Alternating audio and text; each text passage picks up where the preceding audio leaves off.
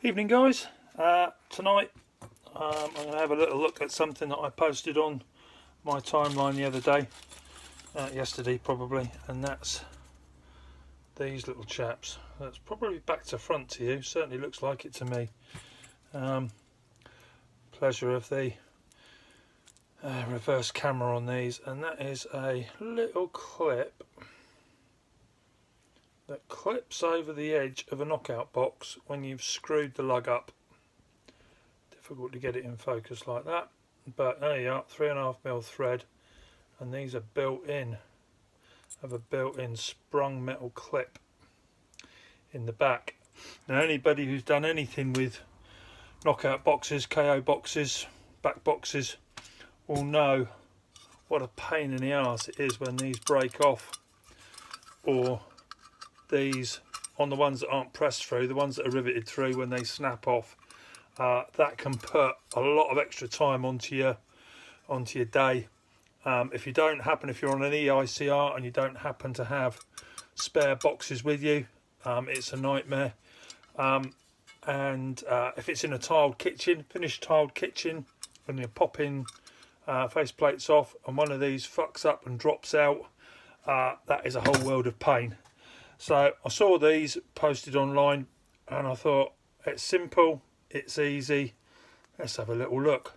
For the cost of £7.20 for 5, so just over £1 each with postage.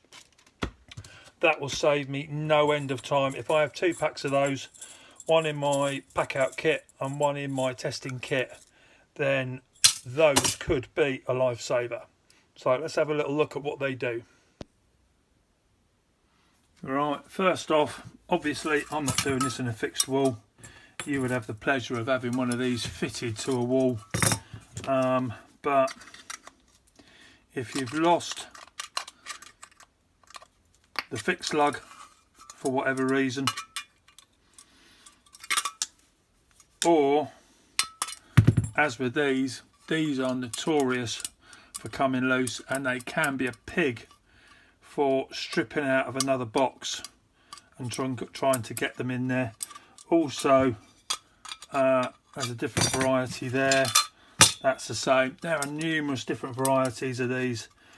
If they're fucked up, then you're going to be in trouble. So if I can just grolly that out of there, being careful not to skewer my fingers. So I'm guessing that is not going to override that, but it looks as though that is all you need to do, and that is on there. That is going to take some getting off. There is adjustment in there, so you can do that. If I go and grab a pair of grips out of the bag, that's up the other end of here. Go and get my gland pliers. Well, not gland pliers, pump pliers, for God's sake. Eddie will kill me if he hears me calling them gland pliers. They're not gland pliers, they're a plumber's pliers. Don't use them for doing up your glands. Just pisses me and Eddie off every time we see it. You graunch the bloody things up and you make an utter mess of them.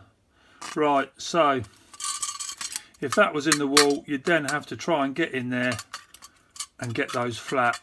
Other varieties don't have that sort of problem. You need very little overlap to get that in the wall. You're going to possibly even just open that up with a Stanley knife down the side of your box when it's in a wall, just to get that enough in there. And to be fair, I will have to see if I can try one of these out on site somewhere, or maybe in the kitchen. All you do, tap that over the edge.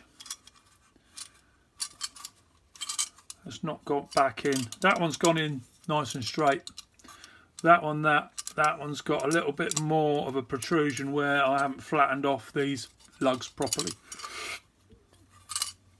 But that with a little bit more adjustment will come back reasonably straight. Yeah, a little bit more work with that one, get that one nice, but that takes minutes.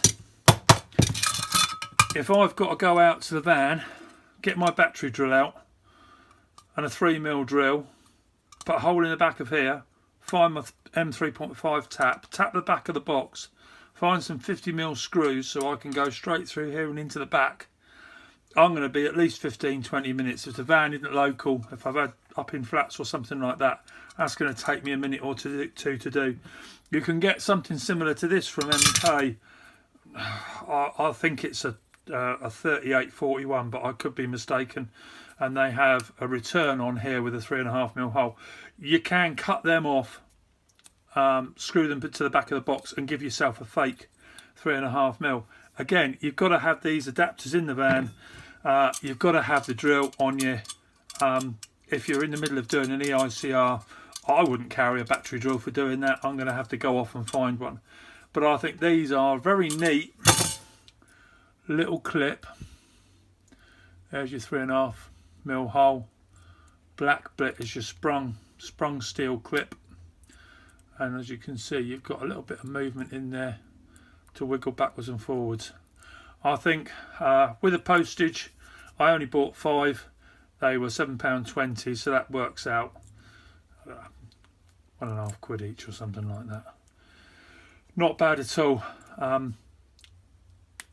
This bit of kit is not about being the end of everything when it comes to doing this. It's about having a selection of tools in your bag, so if you've got a problem, you can fix it quickly and you can fix it easily. That might be drilling a hole in the back and tapping it. That might be using these.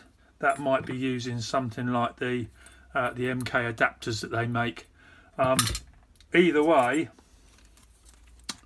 I think these chaps, for the cost of them, considering what we fork out for a packet of Wagos, is well worth sticking in your tester bag.